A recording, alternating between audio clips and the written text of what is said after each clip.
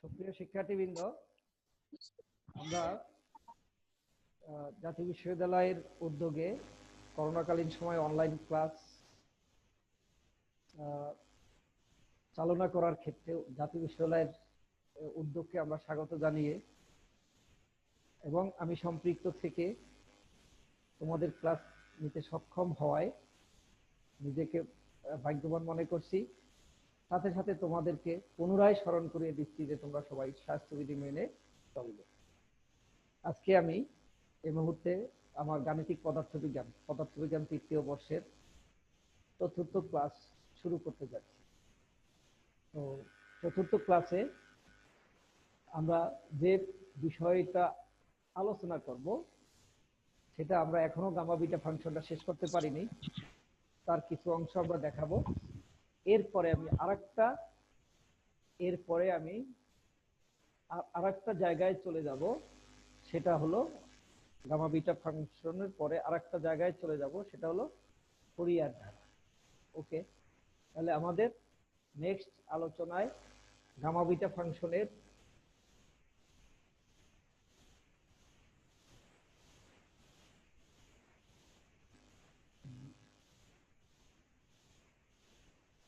আমরা gamma bitter আমরা কিছু জিনিস দেখব। এরপরে নতুন একটা জায়গা ফুরিয়ার ধারা সম্পর্কে আমরা আজকে যতটুকু পারি আলোচনা করব। তো আমরা আগে গামা বিটা ফাংশনের যে অংশটুকু রয়ে গেছে সেটা নিয়ে আমরা আলোচনা করি। তো √tan θ, আমরা ওই আগের ফর্মুলাগুলো কি আমরা ইউজ করে আগাবো। তো √tan nx θ ইকুয়াল টু আমাদের এটা প্রমাণ করতে। তাহলে 0 to π/2 tan √tan θ, আমরা জানি কি tan θ সমান sin θ বাই cos θ। যেহেতু এটা √ওভার ছিল, এটার উপরও পাওয়ার হাফ হবে। যেহেতু এটা √ওভার, এটার উপরও পাওয়ার কি হবে, হাফ হবে। তাহলে এটা উপরে গেলে কি হবে, মাইনাস হয়ে যাবে। আর এটা, তাহলে আমরা কিন্তু এর আগে দেখেছিলাম যে sin টু দি পাওয়ার, এটা কি ছিল, sin to the power p θ cos to the power q θ d θ equal কি ছিল, গামা p + 1/2 ইত্যাদি, তাই না? তাহলে সেই ফর্মুলা যদি আমরা এখানে বসাই তাহলে কি হবে, হাফ প্লাস, হ্যাঁ, এটার জন্য হবে কি আমার হাফ 3/4 মানে হাফ প্লাস 1, তাহলে কি হয় 3/1, আর হাফ প্লাস 1 হলে 3/2, আর মাইনাস হাফ প্লাস 1 হলে কি হবে, মাইনাস হাফ। তাহলে এই ফর্মুলা অনুযায়ী আমরা এখানে পাচ্ছি কি 3/4, আর কি হলো, এটা হাফ এবং আরেকটা হাফ, তাই না? সেজন্য 1/4 × 2, নিচে কি হইতো, গামা প্লাস n, অর্থাৎ p + q + 2 ডিভাইডেড, তাই না? তাহলে আমরা এখানে সেই হিসাবে এটা 1 চলে আসছে।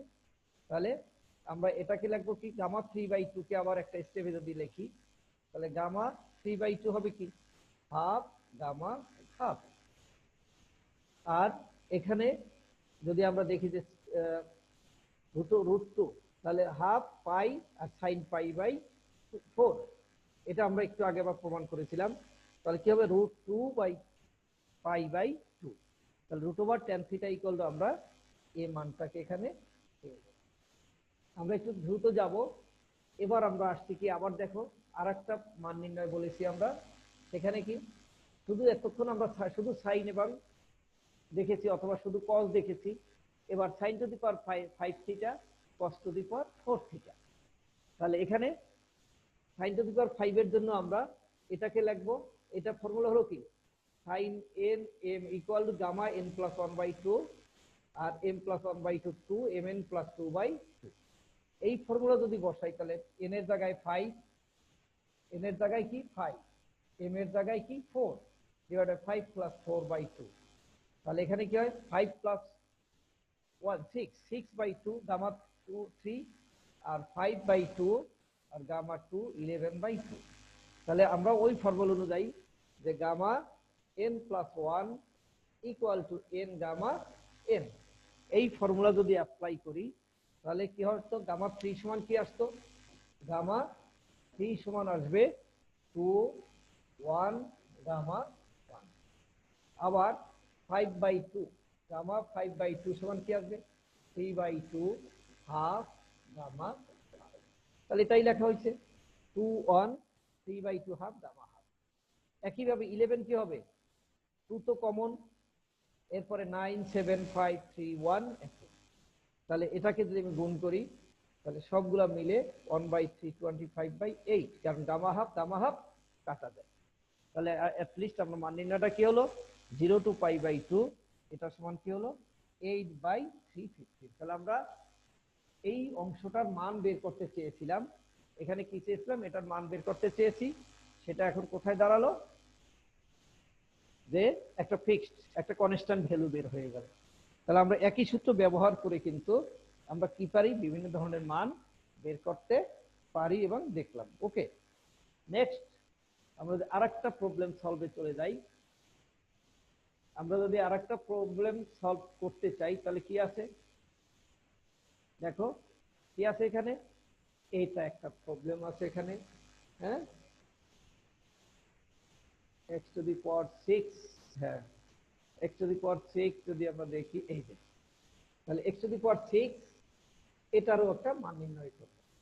তাহলে এখন এখানে আমরা x ইকুয়াল যদি sin থিটা ধরি, dx সমান cos থিটা d থিটা, আমরা এর আগে লিমিট চেঞ্জ শিখেছি নিঃসন্দেহে মনে আছে, আমরা লাস্ট ক্লাসে লিমিট চেঞ্জ দেখিয়েছি। তারপরও আমি একটু মনে করিয়ে দিচ্ছি যে x যদি 0 হয় এই ফর্মুলার মধ্যে, 0 হলে এটা হলো কি sin থিটা, আবার এই 0 হলো কি sin 0 equal to sin theta. তাহলে থিটা সমান কি হয়, থিটা সমান কি।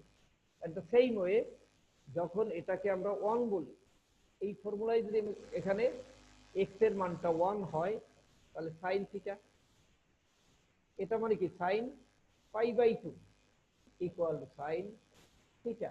তাহলে থিটা ইকুয়াল টু কি হলো π/2। অতএব লিমিট যদি আমরা চেঞ্জ করে নেই এখানে, তাহলে যেখানে 0 ছিল 0 আর অনেক জায়গায় কি আসলো π/2। তাহলে আমরা ধরেছিলাম x সমান sin থিটা, তাহলে sin to the power 6 theta, আর dx সমান কি ছিল cos theta d theta, ds সমান হলো cos থিটা d থিটা, আর 1 minus sin square theta. 1 minus sin square theta কি আবার cos স্কয়ার থিটা, হ্যাঁ আমরা কি জানতাম, এটা সেই আগের জিনিস আবার মনে করাই দিচ্ছি, plus cos square theta equal to 1। অতএব cos square theta 1 minus sin square theta, এটা তো উপাশে নেই, cos স্কয়ার থিটা সমান কি 1 মাইনাস sin স্কয়ার। তাহলে এটাকে যদি আমি এখানে বসাই দিলাম, cos স্কয়ার থিটা উঠে গেলে কি হবে, আবার cos থিটা হবে। তাহলে cos স্কয়ার থিটা চলে গেলে এই cos থিটা কাটা গেলে আবার sin to the power 6 theta. তাহলে আমরা সে আগের ফর্মুলায় যদি যাই, sin to the power 6 theta কি 6 প্লাস 1/2 ইনটু গামা হাফ, হ্যাঁ এটা অর্থাৎ p প্লাস 1। তাহলে কি ছিল এখানে sin to the power p ইন্টিগ্রেশন 0 টু π/2 d থিটা হলে কি ছিল equal to gamma p plus 1/2 gamma half divide by 2 gamma p plus 2/2। তাহলে সেই হিসাবে 6 প্লাস 1/2 হ্যাঁ গামা হাফ, আচ্ছা 6 প্লাস 1 7/2 গামা হাফ, আর 2 6 প্লাস 8, তার মানে 6 and 2 8, 8/2 ইকুয়াল টু 4।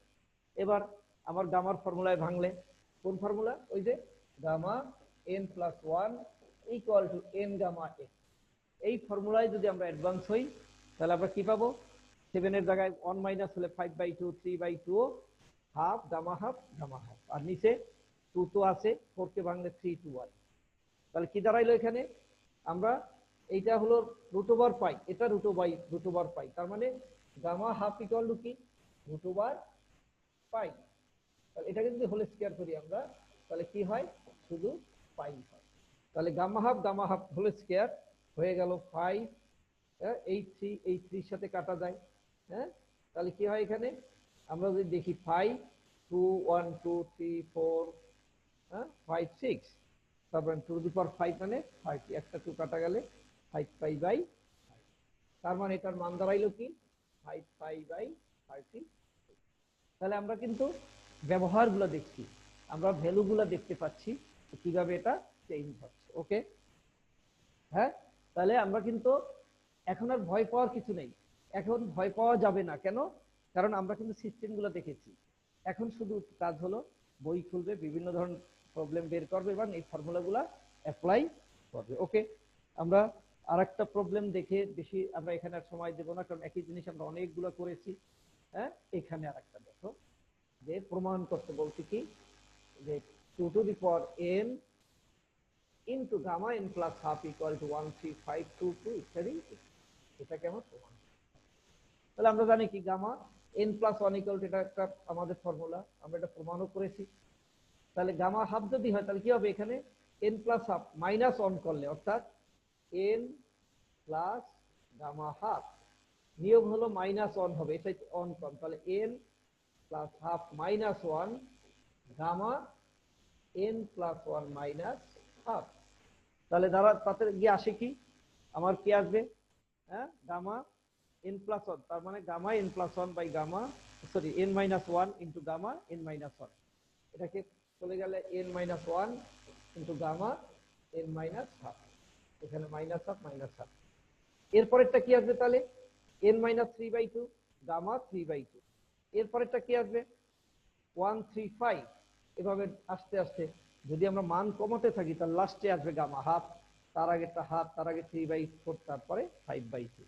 তার মানে আমরা যদি, এটা হলো কি √5 তাই না, গামা হাফ সমান কি √5, তাহলে √5/2 কতগুলো হবে, আমি যতগুলো লসাগু যদি করতে থাকি এখানে কি হবে 2n-1।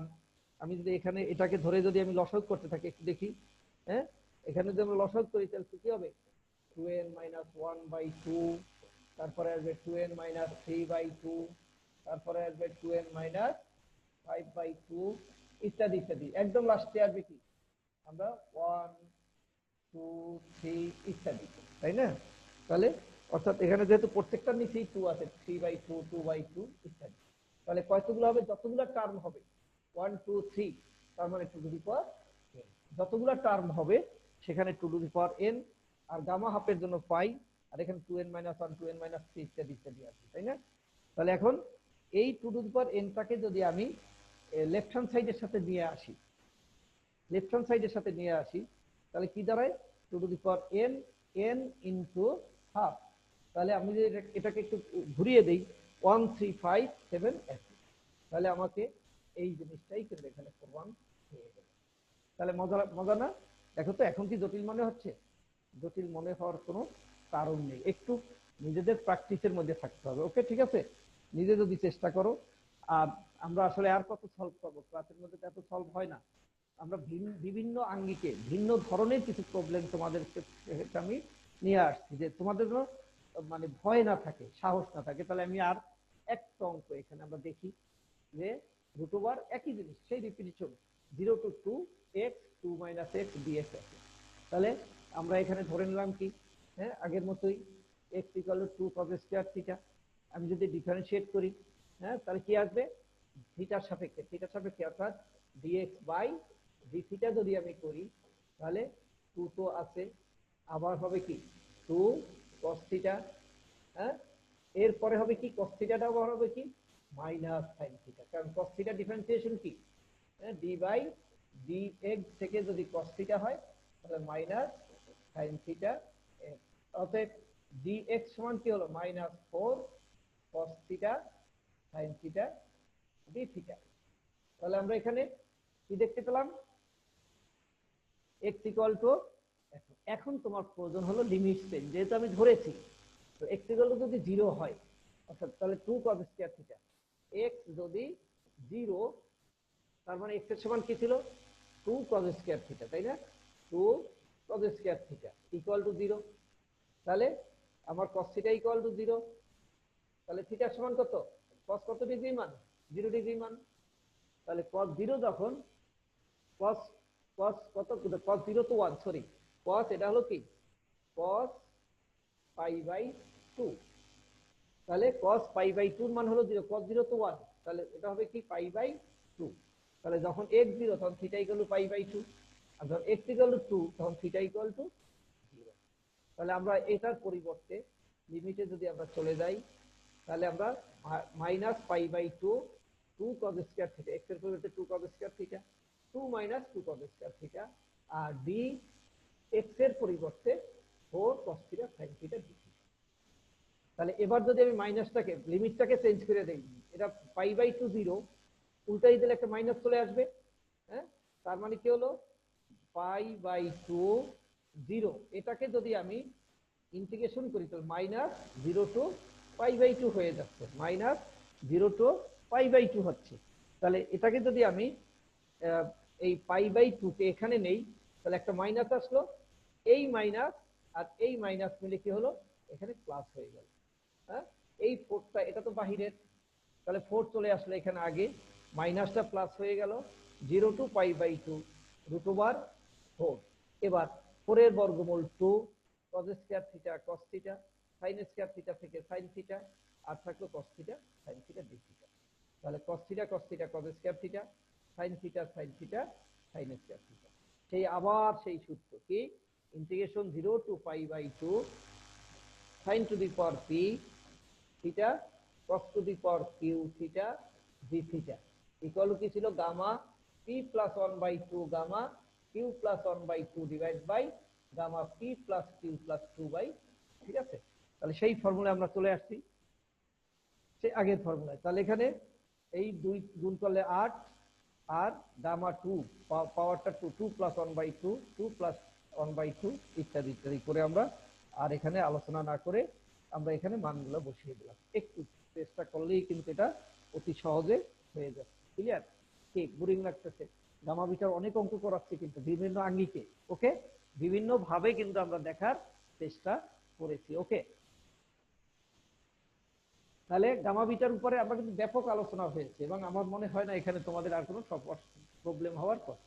ওকে, এবার আমরা চলে যাব ফুরিয়ার ধারায়। আমার গামা বিটার ক্লাস আমরা এখানে আপাতত শেষ করলাম এবং আমার মনে হচ্ছে তোমরা যদি গামা বিটাটাকে আমরা অনেক সময় দিলাম, কিন্তু গামা বিটা ফাংশনের প্র্যাকটিসটা যদি তুমি করো তাহলে কোথাও আটকানোর কোনো সুযোগ নেই। হ্যাঁ, তাহলে আমরা নেক্সট আর একটা ইম্পর্টেন্ট, যেটাও তুমি যদি কোশ্চেনকে যাচাই করো, বিভিন্ন সালের কোশ্চেন যদি তুমি দেখতে পাও, তাহলে কখনোই তুমি দেখবে না যে ফুরিয়ার ধারার অঙ্ক নেই। তাহলে ফুরিয়ার ধারার অঙ্ক কিন্তু থাকবে, ফুরিয়ার ধারার অঙ্ক কিন্তু তোমার আসবে। আমরা কিন্তু ওই ধাঁচি ওভাবেই আগাচ্ছি। হ্যাঁ, তোমার এই ফুল অ্যান্সার করার জন্য যেখানে যেখানে যতটুকু দরকার আমরা সেভাবে কিন্তু আগাচ্ছি। তাহলে আমরা এখন আলোচনা করব ফুরিয়ার ধারার প্রথম জিনিসটা কি, পর্যায়বৃত্ত ফাংশন। হ্যাঁ, পর্যায়বৃত্ত ফাংশন ও পর্যায় কাল। তাহলে পিরিয়ডিক, অর্থাৎ পর্যায়বৃত্ত না হলেও আমরা কিন্তু পিরিয়ড শব্দটার সাথে পরিচিত। আমরা এই তোমরা যে স্টেজে আসছো, অনেকগুলো স্টেজ পার হয়ে আছে, প্রাইমারি, হাই স্কুল, কলেজ, এখন ইউনিভার্সিটিতে পড়ছো।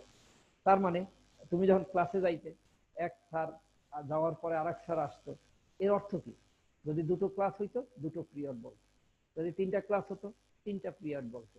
এই পিরিয়ড বলতে গিয়ে কিন্তু আরেকটা জিনিস মাথায় আছে, কাজ নিয়েছে চিন্তা করেছো কিনা, এইটা কিন্তু একটা টাইম ডিউরেশন। হ্যাঁ, হয় 50 মিনিটের ক্লাস, না হয় 40 মিনিটের ক্লাস, না হয় 1 ঘন্টার ক্লাস। একটা প্রতিষ্ঠানে কিন্তু এই পিরিয়ড বলতে ক্লাস টাইমটা কিন্তু ফিক্সড, একটা টাইম পর পর 40 মিনিটের ঘন্টা ক্লাস হলে 40 মিনিট পর পর তোমার টিচার চেঞ্জ হবে, 40 মিনিট পর পর সাবজেক্ট চেঞ্জ হবে। তাহলে পিরিয়ড বলতে কিন্তু আমরা সেজন্য বলছে যে পর্যায়বৃত্ত ফাংশন।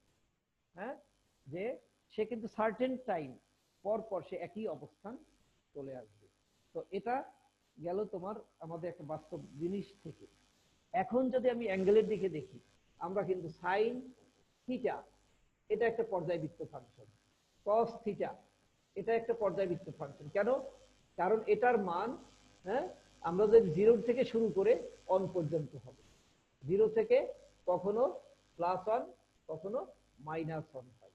আমরা যদি আরো একটু স্পষ্ট করে দেখি, যদি আমরা বলি যে কোনো একটা বিষয় এসে এখানে দাঁড়ালো, তাহলে অ্যাঙ্গেল হলো কত? এত। কিন্তু সে কিন্তু আবার ঘুরে এসে এখানেই দাঁড়াতে পারে, তাহলে তখন কি হয়ে গেল? প্রথম থিটা, পরে টু পাই প্লাস থিটা। যদি দ্বিতীয়বার ঘুরে আসে তাহলে হলো কি 2 × 2 পাই প্লাস, অর্থাৎ তার লাস্ট পজিশনটা কিন্তু সেম। তারপরে সার্টেন জায়গা অতিক্রম করে একটা নির্দিষ্ট সময় পর পর সে কিন্তু এসে আবার তার সেই সেম জায়গায় পৌঁছায়। তার মানে এটাই হলো পর্যায়বৃত্ত। এটাই হলো কি পর্যায়বৃত্ত, যখন সে একটা নির্দিষ্ট সময় পর পর একই জায়গায় এসে পৌঁছায় তখনই সেটা কি হলো পর্যায়বৃত্ত ফাংশন হলো। সেজন্য যদি আমরা বলা হয়েছে যে F x T equal to F x হয়, আর এফ যদি আমার ডি এর ভিতরে হয়, হ্যাঁ, যদি ডি এর ভিতরের একটা ফাংশন হয় তখন সেক্ষেত্রে sine 2nx equal to sine x. অর্থাৎ আমি যদি এখানে লিখতাম যে সাইন, হ্যাঁ, 2 পাই, এখন যদি এটা এমন করে আসতো তাহলে কি হইতো 2n × 2পাই, তাই না? তাহলে ইকুয়াল টু কি হইতো n × 2পাই, 1 2 3, এটা হলো 1 2 3, তাহলে n × 2পাই প্লাস থিটা। সে কারণে এখানে বলা হয়েছে কি sine 2n pi plus x equal to sine x. তার মানে সে কারণেই কিন্তু সাইন এক্স কে আমরা কি একটি পর্যায়বৃত্ত ফাংশন বলি, আর এর সময়ের কালটাকে আমরা পর্যায়কাল বলে থাকি। ওকে, ঠিক আছে। তাহলে এটাই হলো পিরিয়ডিক। তারপরে sine theta, cos theta, tan theta, হ্যাঁ, কোসেক থিটা, সেক থিটা, এই সবগুলাই কিন্তু পর্যায়বৃত্ত ফাংশন, একটা পর্যায়বৃত্ত ফাংশন। ওকে ওকে, তাহলে আমরা ফুরিয়ার ধারায় ঢোকার আগে আমাকে কি জানতে হচ্ছে পর্যায়বৃত্ত ফাংশন সম্পর্কে জানতে। অর্থাৎ যেখানে সাইন এক্স কস এক্স এর কাজ আছে, সাইন এক্স কস এক্স এর ফাংশন আছে, সেটা কি আমরা কি বলবো পর্যায়বৃত্ত ফাংশন হিসেবে বিবেচনা করব, সেটাকে মূল্যায়ন করব। এবার যদি আমরা আসি দেখো ফুরিয়ার ধারা, তার মানে ফুরিয়ার ধারাটা কার পর্যায়বৃত্ত ফাংশনেরই একটা অ্যাপ্লিকেশন। তাহলে সেখানে দেখো একটা একটা লিমিট দেওয়া আছে, থিটার লিমিট -পাই টু পাই। তার মানে -পাই কোনটা আমরা যদি বলি, হ্যাঁ, এটা হলো এই দিকে যদি আমি বলি এখানে -পাই, আর এই দিকে হলে হবে পাই, -পাই টু পাই। তার মানে এদিক থেকে ঘুরে যদি আমি এখানে আসি, তার মানে এদিক থেকে সে কিন্তু আবার কাছে সেম ডিস্টেন্স চলে আসলো। আমার এখানে যে জায়গা, এখান থেকে যতটুকু আমি এটা অতিক্রম করার পর কিন্তু আবার এখান থেকে সেই ডিস্টেন্সটি হয়ে যাচ্ছে। তাহলে -পাই থেকে পাই সীমা যদি আমরা বলি তাহলে এখান থেকে এখানে চলে আসবে। ওকে, আর যদি 0 to 2 পাই বলতাম, হ্যাঁ, -পাই থেকে পাই মানে এখান থেকে এখানে, আর যদি আমি বলতাম 0 to 2 পাই তাহলে কি হইতো এখান থেকে স্টার্ট করে আবার এখানে আসলে এটা হয়তো 0 to 2 পাই। ওকে, এটা হয়তো কি 0 to মানে স্টার্ট করেছি যেখানে সেটা হলো 0, আবার যেখানে গিয়ে দাঁড়ালাম সেটা হলো 2 পাই। তাহলে এই সীমার মধ্যে এরকম যদি একটা ত্রিকোণমিতিক বিস্তৃতি থাকে, ত্রিকোণমিতিক বিস্তৃতি থাকে, তাহলে এটাকে বলা হবে কি ফুরিয়ার ধারা। কি আছে function of x is equal to a0/2 plus n equal to 1 to infinity an cos nx bn sin nx। তাহলে এই রকম যদি কোনো একটা বিষয় থাকে, এরকম একটা ফাংশন থাকে, ফাংশন অফ এক্সটা যদি এরকম নেচারের হয়, অর্থাৎ এটার মধ্যে পর্যায়বৃত্ত function cos x nx, cos nx sin nx থাকে, তখন সেটার নামই হবে কি ফুরিয়ার ধারা। ওকে, সেটার নাম কি হলো ফুরিয়ার ধারা। তাহলে কি দাঁড়ালো ফুরিয়ার ধারার মধ্যে কি কি আছে, যে দুটো পর্যায়বৃত্ত ফাংশন আছে, একটা cos nx আর একটা sin nx। হ্যাঁ, লক্ষণীয় বিষয় এখানে দেখো একটু যে a0 an bn তিনটা কি আছে কনস্ট্যান্ট আছে, তিনটা কনস্ট্যান্ট আছে, তিনটা কনস্ট্যান্টকে আমরা কি বলবো, হ্যাঁ, ফুরিয়ার সহগ বলবো, a0 an এবং bn। কারণ sin x cos nx কিন্তু হলো পর্যায়বৃত্ত ফাংশন, তার সাথে a0 an এবং bn দুটো তিনটা সহগ আছে, তাহলে এই তিনটা সহগের নাম কি, হ্যাঁ, ফুরিয়ার সহগ বলে। এবং এটা আমরা একটু পরে প্রমাণ করব। তাহলে সেই a0 এর মানটা কি হবে 1/পাই -pi to pi cos fx dx। an একটা আরেকটা সহগ যেটার মান হলো কি 1/পাই -pi to pi fx cos nx, আর bn ইকুয়াল টু হলো কত 1/পাই -pi to pi fx sin nx।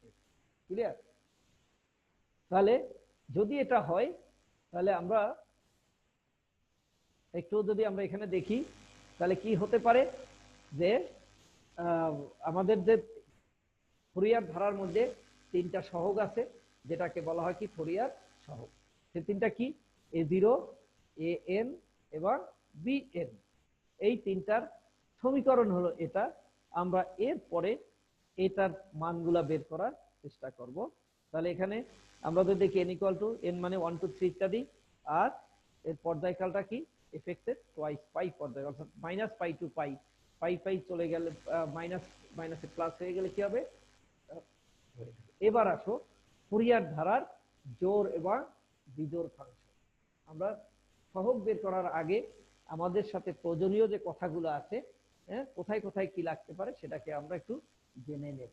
ওকে, তাহলে একটু দেখো যে জোড় এবং বিজোড় ফাংশন অর্থাৎ কি অড এবং ইভেন ফাংশন। আমাদের কি হলো অড এবং ইভেন ফাংশনটাকে আমরা একটু দেখে নিচ্ছি। ওকে, তাহলে অড এবং ইভেন, ঠিক আছে। তাহলে একটু এখানে দেখো যে আমি যদি দেখি যে যুগ্ম ফাংশন কাকে বলে, ইভেন ফাংশন, তাহলে এখানে একটু বলা আছে যে এফ এক্স সমান যদি এফ মাইনাস এক্স, এখানে বলা আছে এফ মাইনাস এক্স সমান যদি এফ এক্স হয় তাহলে ওই ফাংশনকে বলা হবে কি যুগ্ম ফাংশন।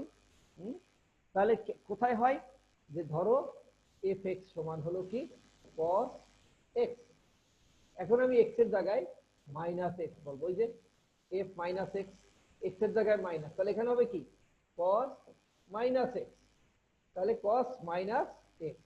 তাহলে আমরা জানি কি একটু আগেই আমরা জানি cos minus theta equal to কি cos theta, cos minus theta equal two cos theta. তার মানে এফ এক্স, এক্স এর জায়গায় আমরা কি করেছি মাইনাস এক্স লিখেছি, তাহলে cos এর জায়গায় মাইনাস এক্স হয়ে যাবে, আবার cos মাইনাস থিটা কি হলো cos থিটা হবে। তাহলে কি হলো এফ এক্স, তাহলে এফ মাইনাস এক্স সমান কি হলো এফ এক্স হয়ে গেল, অর্থাৎ এফ মাইনাস এক্স সমান কি হয়ে গেল এফ এক্স হয়ে গেল। যেহেতু এটা হয়ে গেল সেজন্য cos এক্সটাকে আমরা কি বলবো একটা জোড় অপেক্ষক বা জোড় ফাংশন বলবো। তাহলে এতে সুবিধাটা কি, আমার এইটা জানার জানার সুবিধাটা কি, জানার ক্ষেত্রে কি আমার কি প্রয়োজন আছে, জানার সুবিধা হলো আমার ক্যালকুলেশনটা অনেক শর্ট হয়ে যাবে, ক্যালকুলেশনটা একটু ছোট হয়ে যাবে। কেন, যখনই আমরা এরকম ফাংশন পাবো তখন আমরা পাবো a0, আমরা ক্যালকুলেশন করে দেখবো পরে, a0 equal to 2 by pi 0 to pi f x dx, an সমান হবে এটা, অর্থাৎ 2 by pi integration 0 to pi f x cos nx dx, আর bn টা 0 হবে। bn যদি 0 হয় একটু খেয়াল করো, bn যদি 0 হয় তাহলে এই পুরো টার্মটাই থাকবে না, bn যদি 0 হয়ে যায় তাহলে bn sin nx টোটাল 0 হয়ে যাবে। ওকে, তাহলে এই জোড় ফাংশন জানার অর্থ হলো যে জোড় ফাংশন জানার আমার বেনিফিটটা কি, জোড় ফাংশন জানার বেনিফিট হলো আমাকে এ এন এর মানটা বের না করে আমি শুধু a0 এবং an এর মানটা বের করব, bn এর মানটা আমার বের করার দরকার নেই। যেহেতু আমি আগে প্রমাণ করতে সক্ষম হলাম যে এটা একটা কি ইভেন ফাংশন বা জোড় ফাংশন, তাহলে আমার এই জিনিসটা জানা থাকার ক্ষেত্রে আমার একটা পার্ট প্রয়োজন হলো না। এট দ্য সেম ওয়ে যদি আমি বলি অযুগ্ম বা বিজোড় ফাংশন, সেম ওয়েতে যদি আমি দেখি অযুগ্ম বা বিজোড় ফাংশন অড ফাংশন, তাহলে সেখানে কি বলছে যদি মাইনাস এফ এক্স সমান মাইনাস এফ এক্স হয় তখন সেটাকে বলা হবে কি, হ্যাঁ, যদি মাইনাস এফ এক্স সমান মাইনাস এফ এক্স হয়, আগে ছিল মাইনাস এফ এক্স সমান প্লাস এফ এক্স, তাহলে তখন কি হয়ে গেল এটা অড ফাংশন বা অযুগ্ম ফাংশন। তার মানে আমরা যদি বলি f x is equal to sine x, আমরা আগের মতো যদি বসাই f minus x equal to sine কি হবে মাইনাস এক্স, তাহলে সেক্ষেত্রে কি হয় আমরা জানি কি sine minus theta equal to sine theta. আমি যদি আরো বলি একটু দেখো যে এটা যদি মাইনাস হয়, মাইনাস মানে এ ঘরে আসবে, অর্থাৎ ক্লকওয়াইজ ঘুরে যদি অ্যাঙ্গেল সৃষ্টি করে সেটাকে বলা হবে কি মাইনাস থিটা, এটা হলো মাইনাস থিটা, তাই না। এখন এই ঘরে আমরা জানি কি all tan all sine, all sine tan cos, তাই না। তাহলে এখন এটা এটা এটা হলো মাইনাস, এই জন্য আমরা কি বলেছিলাম কস মাইনাস থিটা সমান হলো কস থিটা, কারণ এটার মধ্যে অল প্লাস, এটার মধ্যে শুধু সাইন প্লাস, এটার মধ্যে শুধু ট্যান প্লাস, এটার মধ্যে শুধু কস প্লাস, তাহলে এসে পড়লো কসের ঘরে, সুতরাং সাইনটা কি হবে মাইনাস সাইন। ক্লিয়ার বিষয়টা? তার মানে এই কারণে কি হলো, তার মানে এফ এক্স সমান কি ছিল, আমার কি ছিল এফ এক্স সমান সাইন এক্স ধরেছিলাম, এখন মাইনাস ধরলে কিন্তু সেটা মাইনাস সাইন থিটা। তার মানে কি হলো F x x minus x সমান হলো কি মাইনাস এফ এক্স। তার মানে আমরা আগেই শর্ত বলেছি যে F minus x equal to minus F x হলে সেটাকে আমরা কি বলবো, অযুগ্ম বা বিজোড় ফাংশন বলবো। ওকে, তাহলে সেই শর্ত পূরণ করার কারণে এটা অযুগ্ম ফাংশন হয়ে গেল। এবার আবার ট্যান থিটাটা কি, কারণ ট্যান থিটা সমান কি, যদি আমি বলি ট্যান থিটা সমান কি sine theta by cos theta, tan theta কি সাইন থিটা। তাহলে যদি এখানে ট্যান মাইনাস হয়, তার মানে ট্যান মাইনাস থিটা ইকুয়াল কি হবে, tan minus theta equal to এখানে minus sine theta by minus cos theta. তার মানে টোটালটা কি মাইনাস ট্যান থিটা হয়, তাহলে এটাও কি অযুগ্ম ফাংশন। তাহলে ট্যান থিটাটাও কি বা ট্যান এক্সটাও কি, একইভাবে এটাও কি অযুগ্ম ফাংশন। এখন এই যে আমি যুগ্ম এবং অযুগ্ম ফাংশন বললাম, যুগ্ম এবং অযুগ্ম ফাংশন বললাম, অযুগ্ম ফাংশনের বেনিফিটটা কি, আমরা তো যুগ্ম ফাংশনের সময় বলেছিলাম a0 এবং an এর মান থাকবে, bn এর মানটা 0 হয়ে যাবে, ফলে ওই অংশটাই থাকবে না। তাহলে এখানে কি, এখানে আবার কিন্তু a0 0 হবে, অর্থাৎ আমার a0 এর মানটা বের করতে হবে না, a0 এর মানটা কি করতে হবে না, বের করতে হবে না। আবার an ইকুয়াল টু 0, তার মানে n এর মানটাও বের করতে হবে না, শুধু bn, bn যদি আমি বলি তাহলে bn সমান এই যে আমার ফর্মুলাটা ছিল যে bn equal to 2 by pi, হ্যাঁ 0 to pi fx sin nx, এই একটা সলভ করি আমি ফুরিয়ার ধারায় এস্টাবলিশ করতে পারবো। তাহলে দেখো, তাহলে আমার এখানে ইম্পর্টেন্ট দেখো যে জোড় এবং বিজোড় সংখ্যা জানার প্রয়োজনীয়তাটা কি, ইম্পর্টেন্সটা কি, ক্লিয়ার বিষয়টা? তাহলে জোড় এবং বিজোড় সংখ্যা জানার যে ইম্পর্টেন্স সেটা কিন্তু আমরা সহজ করে ফেললাম। জোড় এবং বিজোড় সংখ্যা এই শর্তটা মানার ফলে আমার কি হলো, প্রবলেমটা সলভ করার ক্ষেত্রে ফুরিয়ার ধারাটা এস্টাবলিশ করার ক্ষেত্রে গিয়া আমি কিন্তু একটু রেহাই পাচ্ছি, সবগুলা কাজ আমাকে করতে হচ্ছে না। ওকে, তাহলে এখন দেখো আমরা এটা জানলাম, আর একটা জিনিস জানবো আমরা, অর্ধ রেঞ্জ ফুরিয়ার ধারা। অর্থাৎ কি, আমরা তখন দেখেছি যে এফ এক্স সমান a0/2 plus summation n equal two 0 to infinity an cos nx plus bn sin nx, তাই না? এটা পেয়েছি। তাহলে এখন এখানে দেখা যাচ্ছে যে এইটা হলো কনস্ট্যান্ট, এটা কি কনস্ট্যান্ট, তাই না? হ্যাঁ কনস্ট্যান্ট, আর এখানে একটা কস ফাংশন আর একটা সাইন ফাংশন, an এর সাথে কস ফাংশন আর bn এর সাথে সাইন ফাংশন। এখন যদি কস এবং সাইনকে আমি আলাদা করে দেই, কস এবং সাইনকে যদি আমি আলাদা করে দেই তাহলে অর্ধেক অর্ধেক হয়ে গেল, তাই না? সেজন্য বলা হয়েছে অর্ধ রেঞ্জ ফুরিয়ার ধারা। যেহেতু সে, আমি যদি কস এবং সাইনকে যদি আমি আলাদা করে নেই তখন কি হলো, সে হ্যাঁ অর্ধেক অর্ধেক হয়ে গেল, সেজন্য আমরা এটাকে হাফ রেঞ্জ ফুরিয়ার ধারা বা অর্ধ রেঞ্জ ফুরিয়ার ধারা বলি, তাই না? হ্যাঁ হ্যাঁ, তাহলে এজন্যই বলছে যদি ফুরিয়ার ধারা শুধুমাত্র কোসাইন ধারা অথবা শুধু সাইন ধারা থাকে তাহলে তাকেই বলা হবে অর্ধ রেঞ্জ ফুরিয়ার ধারা। তার মানে যদি শুধু কস অথবা শুধু সাইন থাকে, একটা অংশ না থাকে, তার মানে আমরা যুগ্ম এবং অযুগ্ম সংখ্যার মধ্যে কিন্তু আমরা দেখেছি যে যুগ্ম ফাংশনের ক্ষেত্রে সাইন এক্স থাকে না, আবার অযুগ্ম ফাংশনের ক্ষেত্রে কস এক্স থাকে। তাহলে যেখানে শুধুমাত্র একটা থাকবে, শুধু কোসাইন ধারা অথবা শুধু সাইন ধারা থাকে, তখন সেটাকে বলা হবে অর্ধ রেঞ্জ সাইন, অর্ধ রেঞ্জ ফুরিয়ার ধারা। তাহলে বুঝাই যাচ্ছে ফুরিয়ার, অর্ধ রেঞ্জ ফুরিয়ার ধারা কয় রকম হবে, হ্যাঁ 2 রকম হবে, যেহেতু সাইনের জন্য একটা কসের জন্য একটা, সেজন্য অর্ধ রেঞ্জ ফুরিয়ার ধারা কত 2 প্রকার। কোথায়, শর্ট কোশ্চেন, 1 মার্কের কোশ্চেনে কিন্তু এটা হতে পারে যে আসলে অর্ধ রেঞ্জ ফুরিয়ার ধারা কয় রকম হবে। তাহলে বুঝাই যাচ্ছে আমরা এটা কয় রকম হবে, 2 রকম হবে। তাহলে প্রথম হলো কি অর্ধ রেঞ্জ কোসাইন ধারা, পরের হলো অর্ধ রেঞ্জ সাইন ধারা। তাহলে অর্ধ রেঞ্জ কোসাইন ধারা কোনটা, এই যেটা এফ এক্স, অর্থাৎ এটা কখন ছিল, এটা কখন হয়েছে যুগ্ম ফাংশনে, তাই না? এটা কোথায়, এটা কোথায় ছিল, যুগ্ম ফাংশন, জোড় ফাংশন ছিল, তাই না? আর এখানে a0 সমান এত, an সমান কত, তাহলে এটা হলো কি অর্ধ রেঞ্জ কোসাইন ধারা। কেন, কারণ যেহেতু এই কোসাইনটা এখানে আছে, যেহেতু কোসাইন আছে সেজন্য আমরা এটাকে অর্ধরেঞ্জ কোসাইন ধারা বলতে সক্ষম হলাম। ঠিক আছে, হ্যাঁ। এরপরে যদি তুমি যে অর্ধরেঞ্জ কোসাইন ধারা, তাহলে অর্ধরেঞ্জ কোসাইন ধারা একইভাবে অর্ধরেঞ্জ যদি আমি সাইন ধারা বলতাম তখন কি হইতো, এই দুইটা থাকতো না, শুধু সাইন ধারাটা থাকতো। ওকে, ঠিক আছে। তাহলে এবার আমরা আসলাম কোথায়, এই এর মধ্যে এখানে আমরা প্রবলেম, অনেক সময় অঙ্কগুলো অনেক একটু বড় হয়, বড় হওয়ার কারণে আমাদের কি হয়, হ্যাঁ, সবগুলা কাজ করতে গেলে সময় বেশি লাগে, অনেক সময় আমাদের সময়তে কুলায় না। এই সময়টা সংক্ষেপ করার জন্য আমরা কিন্তু যদি এটা মনে রাখতে পারি যে কি, যে sine nx dx equal to minus pi to pi হলে 0 হয়, এটা কিন্তু ক্যালকুলেশন করলে আমরা তাই হয়, যে ইন্টিগ্রেশন যদি আমি বলি এখানে যে সাই minus pi to pi sign nx dx, এটাকে যদি আমি করতাম কি হইতো, হ্যাঁ, 1/n কি হইতো, সাইন থাকলে মাইনাস cos nx, এটা হলে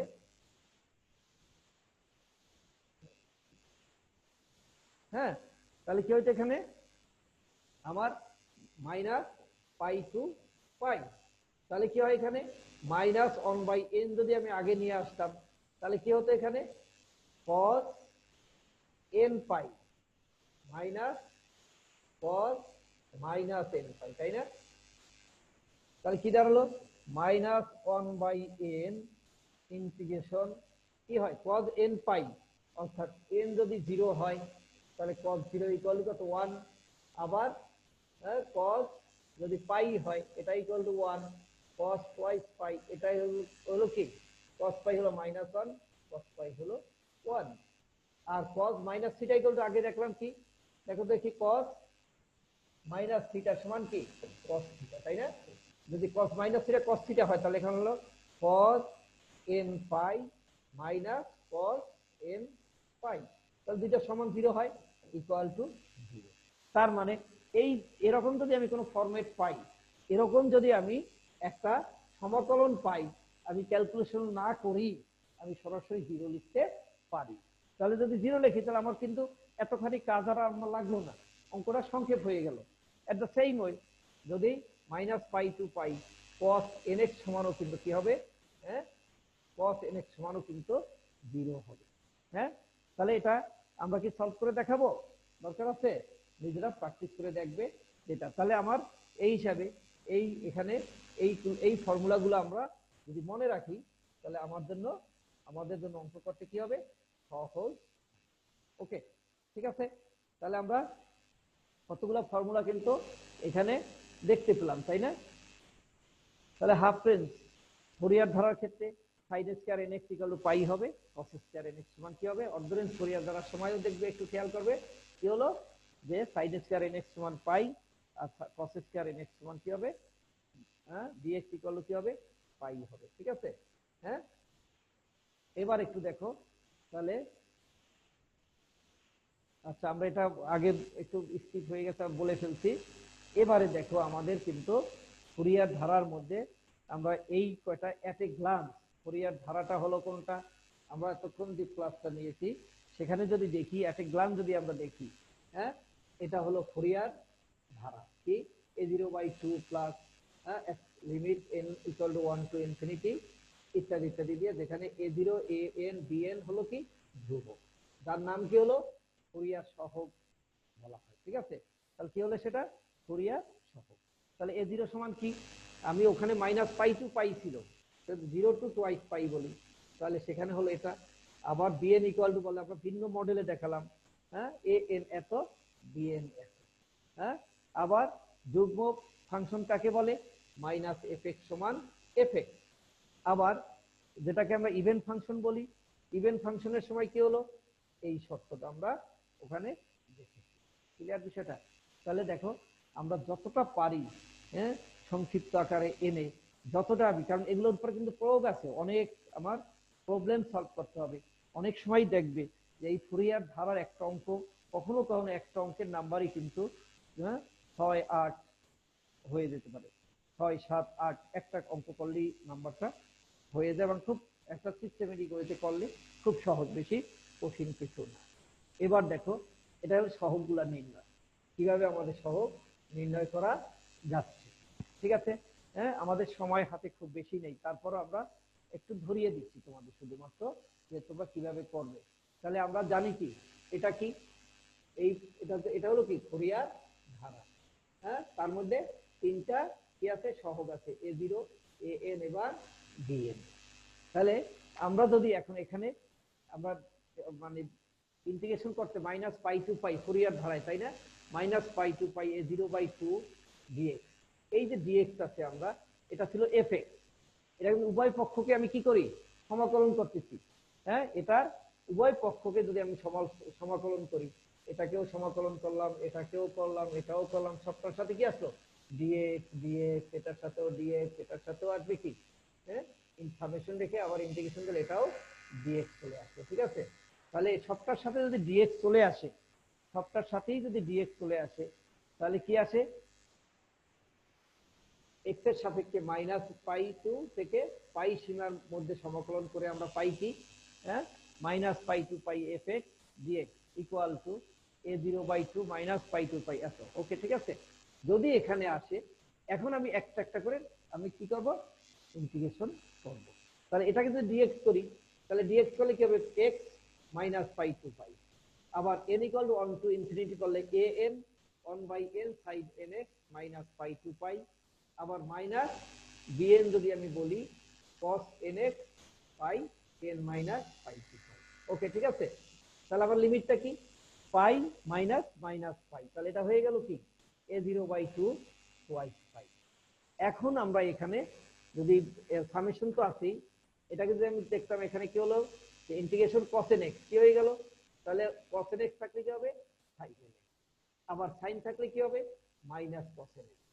তাহলে আমি যদি লিমিট গুলা বসাতে থাকি, তাহলে দেখা গেল যে এটা, অর্থাৎ আমার এখানে যদি বসাই n পাই, তাহলে আমার এখানে কি হলো 0, এটাও হয়ে গেল cos nx minus cos nx, দুটো দুটো থাকলো কি, শুধু এই 2 2 কাটা গেলে কি হয়, হ্যাঁ, a0 পাই। তাহলে আমি যদি শুধু a0 পাই বলি, এখান থেকে যদি a0টা বের করি, তাহলে কি হলো 1/পাই f minus pi to pi f x dx। ঠিক আছে, তাহলে a0 সমান আমরা মাইনাস পাই টু পাই এত হলো, এটাকে যদি আমি দুই ভাগ করে লিখতাম যে মাইনাস পাই টু 0, আবার 0 টু পাই বাই 2, তাহলে ক্যালকুলেশন করলে এটাকে যদি আমি দুটোকে 0 টু পাই করতাম, তাহলে এটা সেম, তার মানে এটা সেম জিনিস, সুতরাং আমরা বলতে পারবো কি 2/পাই, হ্যাঁ, integration 0 to pi f x dx. তাহলে কি দাঁড়ালো, a0 ইকুয়াল হলো কি 2/পাই integration 0 to pi f x. তাহলে এটা হলো কি আমার a0। ঠিক আছে, তাহলে এমনি ভাবে কিন্তু আবার যদি আমি cos nx বের করতে চাই, তাহলে উভয় পক্ষকে কি করলাম, cos nx দ্বারা গুণ করলাম।